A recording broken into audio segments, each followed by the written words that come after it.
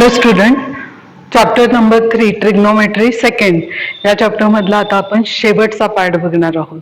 मागच्या तासाला आपण फॅक्टरायझेशनचे काही फॉर्म्युलेज बघितले, इन ट्रँगल एबीसी किंवा ट्रँगलशी रिलेटेड जे फॉर्म्युलेज आहेत तेही बघितले. त्याच्या अगोदरच्या तासाला आपण 2 थीटा 3 थीटा ए बी हे जे सगळे फॉर्म्युले बघितलेत, त्या सगळ्यांचा यूज करून हे जे प्रॉब्लेम्स आहेत ते सॉल्व्ह करायचे. ह्यातले काहीच प्रॉब्लेम्स आपण सॉल्व्ह करणार आहोत. हे प्रॉब्लेम्स जास्त मार्कांसाठी असतात आणि डिफिकल्टी लेवल ह्याची थोडीशी जास्त असते. 4 मार्कांचे हे प्रॉब्लेम्स आहेत.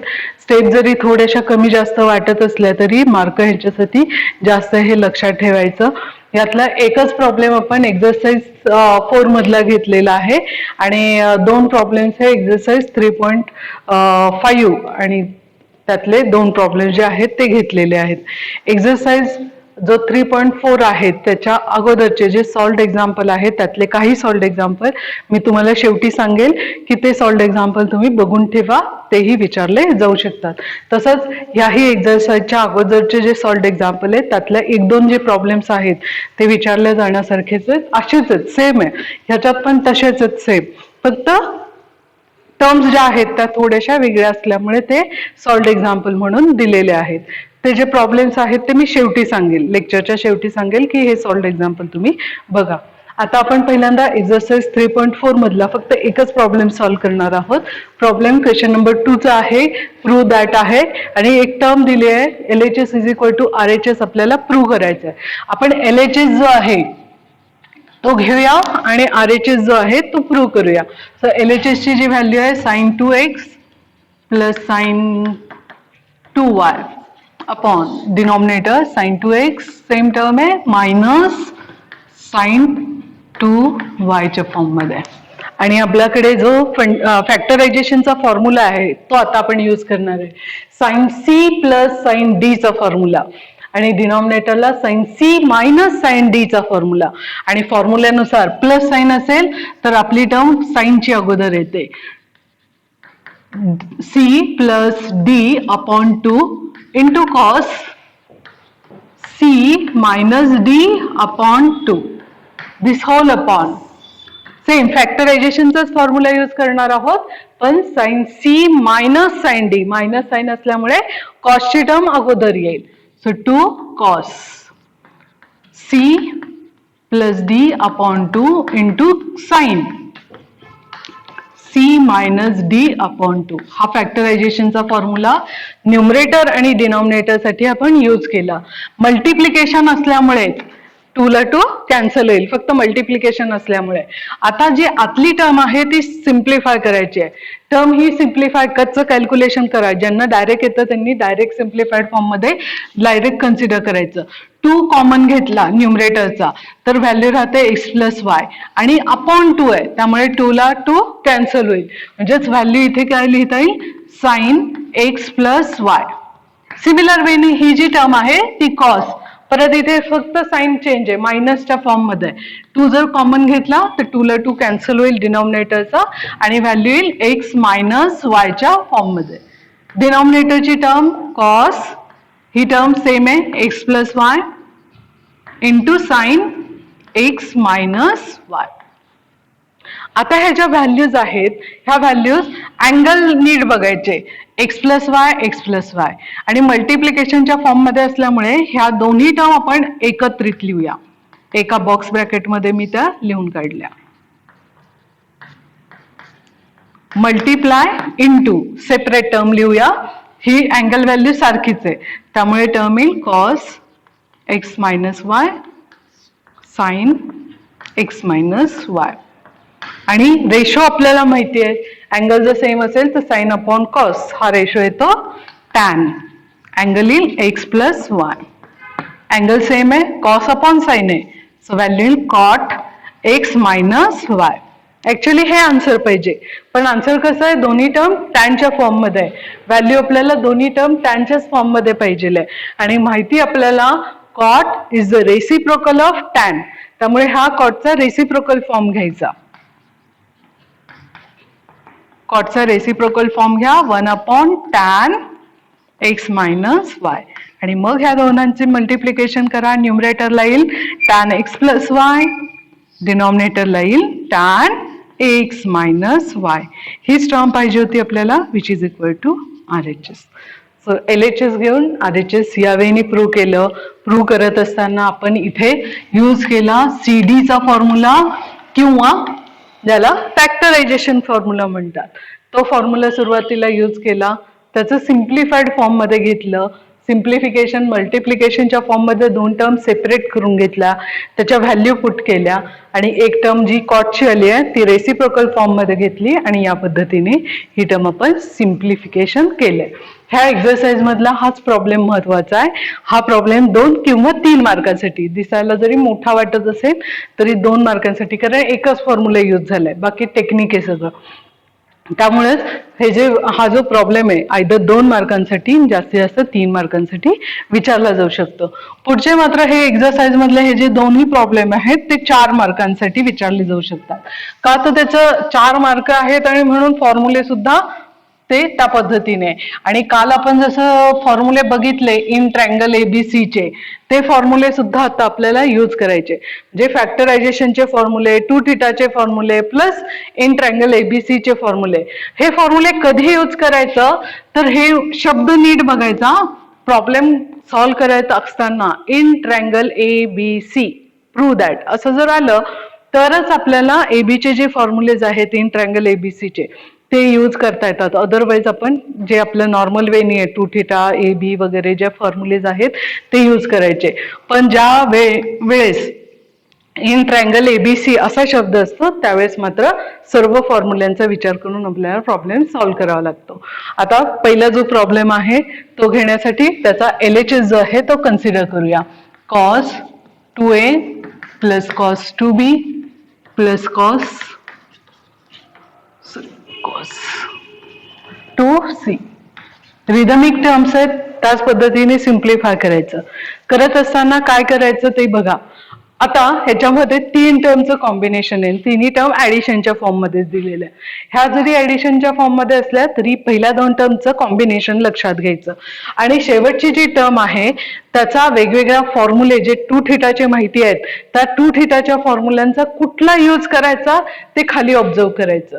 आपल्याला RHS काय पाहिजे, सगळे कॉस्टच्या टर्म्स पाहिजे. याचा अर्थ 2θ चा इथे जर आपण कॉस्टचा फॉर्म्युला यूज करणार असेल तर तो फॉर्म्युला यूज करत असताना इन टर्म्स ऑफ कॉस्ट फक्त व्हॅल्यू जी येते तोच फॉर्म्युला यूज करायचा आहे. सो पहिल्या 2 टर्मचा कॉम्बिनेशन CD चे जे फॉर्म्युलेज आहे फॅक्टरायझेशनचे फॉर्म्युले त्याच्यानुसार येईल आणि लास्ट टर्म मध्ये 2θ चा जो फॉर्म्युला आहे तो येईल. इथे वेगळा आणि इथे वेगळा फॉर्म्युला आपल्याला यूज करायचा आहे. प्लस साइन आहे याचा अर्थ दोन्ही टर्म कॉस्टच्या असतील. C plus D upon 2 into cos C minus D upon 2. या 2 साठी फॅक्टरायझेशन फॉर्म्युले किंवा CD चे फॉर्म्युले आपण यूज केले. प्लस इथे टर्म आता 2θ चा formula in terms of cost, कारण आन्सर कॉस्टचं पाहिजे म्हणूनच व्हॅल्यू येईल 1 मायनस कॉस 2 कॉस स्क्वेअर ह्याचा हाफ अँगल. सो 2C चा हाफ अँगल येईल C मायनस 1. हा जो फॉर्म्युला आहे जो फक्त कॉस्ट मधला आहे तो यूज केला. आता ह्या केसमध्ये सिम्प्लिफिकेशन करायचं आहे. बाकीच्या सगळ्या टर्म्स आहेत तशाच लिहा. 2 कॉस, इथे 2 कॉमन काढा, डिनॉमिनेटरचं 2 ला कॅन्सल होईल. हे कच्चं करून बघायचं, ज्यांना लक्षात येत नाही त्यांनी कच्चं कॅल्क्युलेशन करा. 2 कॉमन काढला, डिनॉमिनेटर न्यूमरेटरचा 2 कॅन्सल झाला, A प्लस B शिल्लक राहील. इथे cos same process, A minus B शिल्लक राहील. ही टर्म आहे तशी सुरुवातीला लिहूया आणि हे जे आन्सर आहे त्या आन्सरला आता आपण सिम्प्लिफाय करूया. इन ट्रँगल ABC असा शब्द आहे आणि मी मागे पण मागच्या तासालाच सांगितलंय इन ट्रँगल ABC चे जे फॉर्म्युलेज आहेत ते फक्त अँगल प्लसच्या फॉर्म मध्ये जेव्हा असतात तेव्हाच आपल्याला चेंज करता येतात. ही जी व्हॅल्यू आहे ती चेंज होईल. ही व्हॅल्यू जी आहे ती थर्ड अँगल AB च्या कॉम्बिनेशनच्या फॉर्म मध्ये थर्ड अँगल येईल C आणि व्हॅल्यू पण मायनसच्या फॉर्म मध्ये येईल. म्हणजेच फक्त इन ट्रँगल ABC चे फॉर्म्युले यूज करायचे. पहिली टर्म होईल मायनस, ती मायनस साइन मी पुढे लिहिली, कॉस अँगल चेंज C. बाकीच्या टर्म्स आहेत तशा लिहिल्या. आता व्हॅल्यू कशी पाहिजे ते बघा.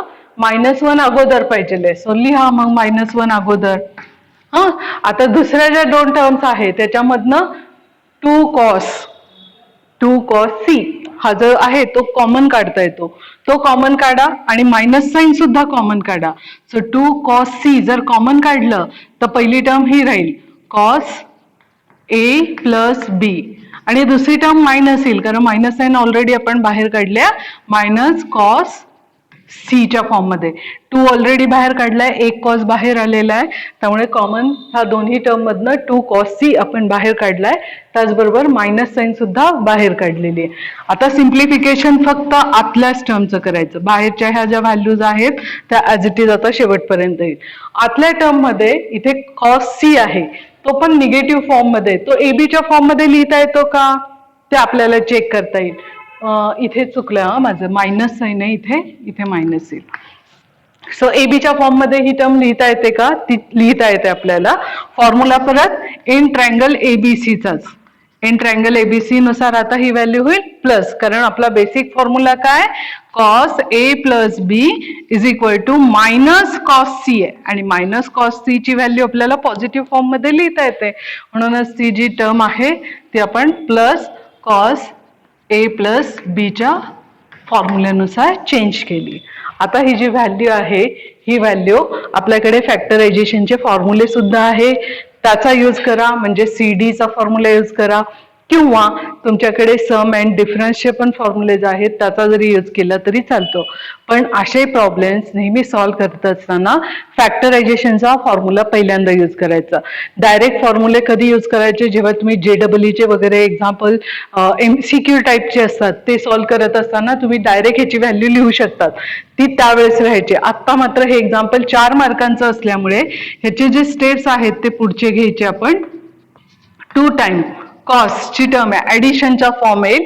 So A minus B plus A plus B upon 2 C plus D upon 2 into cos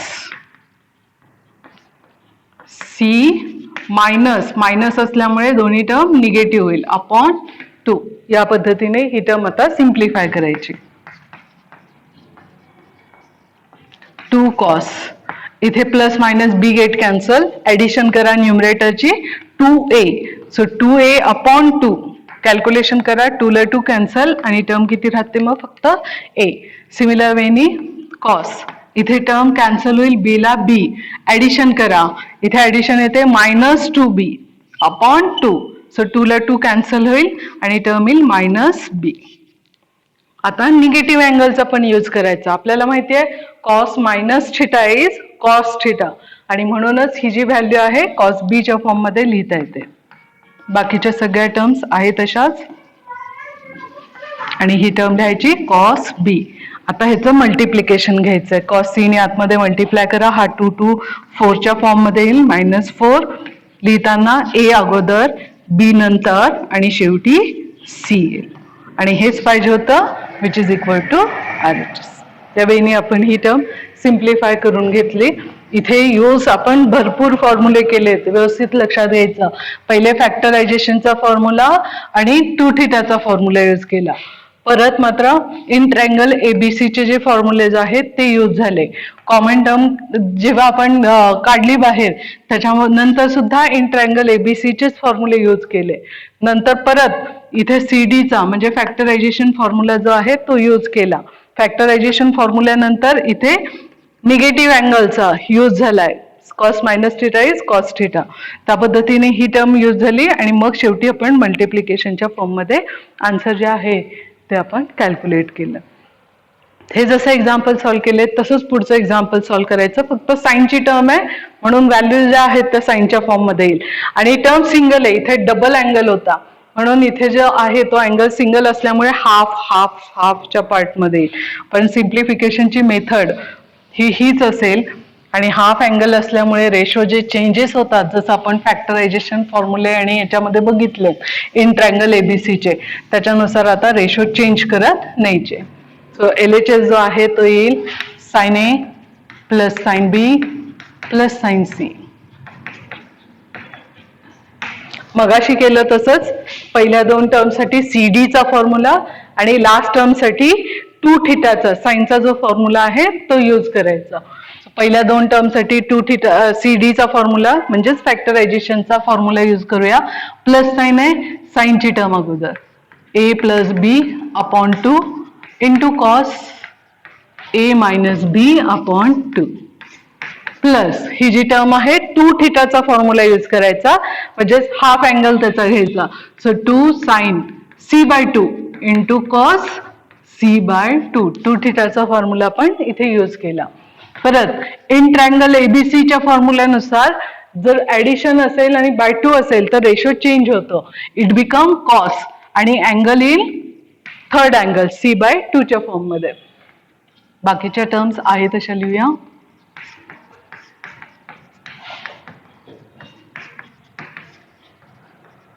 आता परत कॉमन काय काढता येतं ते बघा. इथे 2 कॉस सी बाय 2 जो आहे तो कॉमन काढता येईल. 2 कॉस सी बाय 2 जर कॉमन काढला तर पहिली टर्म राहील cos A minus B upon 2 plus sine C by 2 ही टर्म शिल्लक राहिली. आता परत ही जी एबीच्या फॉर्म मध्ये ती एबीच्या फॉर्म मध्ये लिहिता येते का सी ला तर लिहिता येते. हाफ आहे म्हणून रेशो चेंज होईल, कॉसच्या फॉर्म मध्ये ही टर्म येईल. सो लेफ्ट टू राईट आणि राईट टू लेफ्ट असे फॉर्म्युले जे मी म्हणते ते का लक्षात घ्यायचे हे आता लक्षात येतं.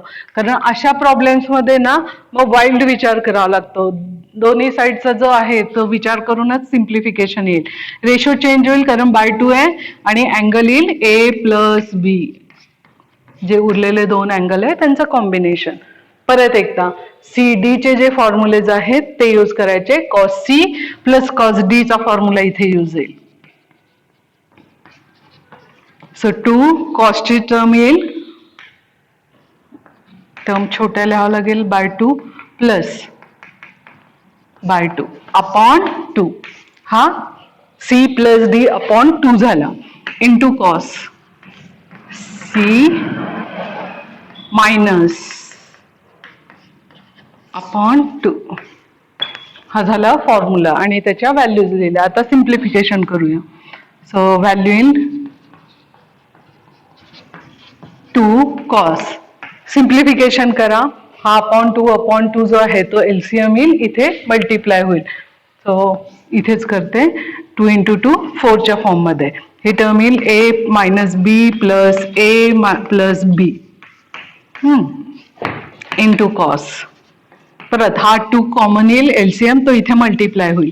ए मायनस बी आता मध्ये मायनस साइन आहे त्यामुळे पुढच्या 2 टर्मच्या साइन चेंज करायच्या अपॉन 4. आता परत एकदा सिम्प्लिफाय करूया. 2 कॉस टर्म कॅन्सल काय होईल, बी ला बी कॅन्सल करा, हे कच्चं कॅल्क्युलेशन करा. 2a येईल न्यूमरेटरला अपॉन 4 आहे. कॅल्क्युलेशन करा, आन्सर येईल ए बाय 2. तेच आन्सर इथे लिहायचं ए बाय 2. सिमिलर वेनी कॉस इथे कॅन्सल काय होईल, ए ला ए कॅन्सल होईल. ऍडिशन करा मायनस 2b होईल अपॉन 4 करा मायनस बी बाय 2 होईल. सो मायनस बी बाय 2. परत निगेटिव्ह अँगल जो आहे तो यूज करा. Cos minus theta is minus theta is cos theta. त्यामुळे हा जो अँगल आहे तो होईल कॉस बी बाय 2 च्या फॉर्म मध्ये. आणि मग हे मल्टिप्लिकेशन लिहायचं 2 इंटू 2 4 आणि लिहिताना ए बी आणि सी अशा सिक्वेन्सनी टर्म लिहायची. Cos A bye 2 cos B bye 2 cos C by 2 हे मल्टिप्लिकेशनच्या फॉर्म मध्ये येईल आणि हीच टर्म पाहिजे होती which is equal to RHS. So problem मध्ये परत एकदा सीडीचा फॉर्म्युला 2 थिटाचा फॉर्म्युला. परत व्हॅल्यू जी आहे इन ट्रायंगल एबीसीचा फॉर्म्युला यूज केला, कॉमन काढली टर्म कॉमन काढल्यानंतर परत इन ट्रायंगल एबीसीचा फॉर्म्युला यूज केला.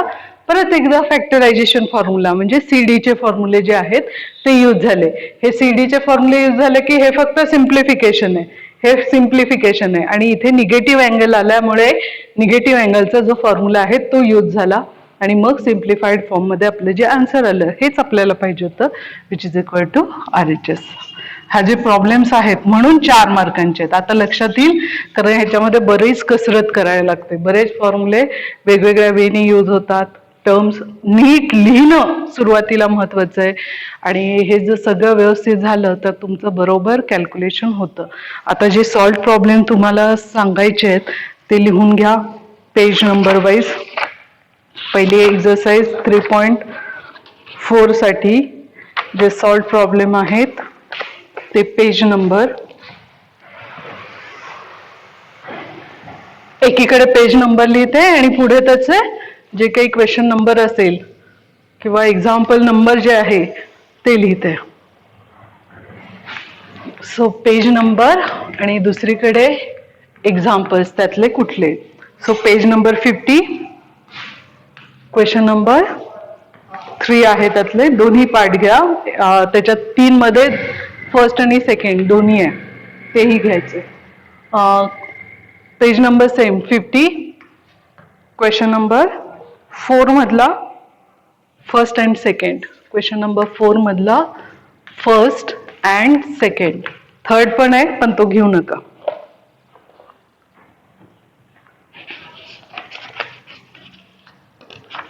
फोर्थ बघा, यातला फक्त बघून ठेवा कारण पुढे भविष्यात तुम्हाला ते युजफुल आहे. विचारला नाही जाणार, फक्त बघा हा. नंतर पेज नंबर 52, पेज नंबर 52 हा एक्सरसाइज 3.5 जो आहे त्याच्या अगोदरच्या सॉल्व्ड एक्झाम्पल नंबर आहेत. 52 वर्ष क्वेश्चन नंबर 1 दोन्ही क्वेश्चन, क्वेश्चन नंबर 1 मध्ये 2 क्वेश्चन्स आहेत ते दोन्ही बघायचे फर्स्ट अँड सेकंड. थर्ड नका बघू, फर्स्ट अँड सेकंड. ठीक आहे, एवढे एक्झाम्पल्स व्यवस्थित करा. हा चॅप्टर इथे संपेल आणि पुढच्या तासाला आपण जो पेपर 2 आहे तो पेपर 2 बघूया. Next chapter determinant and matrices आहे तो नंतर बघूया. पहिले पेपर 2 ला सुरुवात करूया. कॉम्प्लेक्स नंबर हा पहिला चॅप्टर आहे त्यातला, तो आपण पुढच्या तासाला बघूया. हे एक्झाम्पल सॉल्व्ह करा, मात्र व्यवस्थित बघा. प्रॉब्लेम्स सॉल्व्ह करत असताना फॉर्म्युले येणं गरजेचं आहे हे मी सारखं सांगते आहे, कारण ह्याचा यूज तुम्हाला नंतर खूप होणार आहे. खूप ठिकाणी ट्रिग्नॉमेट्री शिवाय दुसरं कॅल्क्युलेशनच नाही आहे. त्यामुळे फॉर्म्युले इथेच संपतात, पण हेच फॉर्म्युले पेपर नंबर 1चा हा जो चॅप्टर नंबर 3 आहे, हा चॅप्टर मधले हे जे फॉर्म्युलेज आहेत ते आयुष्यभर यूज करायचे तुम्हाला. त्यामुळे व्यवस्थित पाठ करा, इतकं व्यवस्थित पाठ करा की लक्षात राहतील टर्म्स. ऑब्झर्वेशननीच कळल्या पाहिजे की काय करायचं आणि कसं करायचं. ठीक आहे.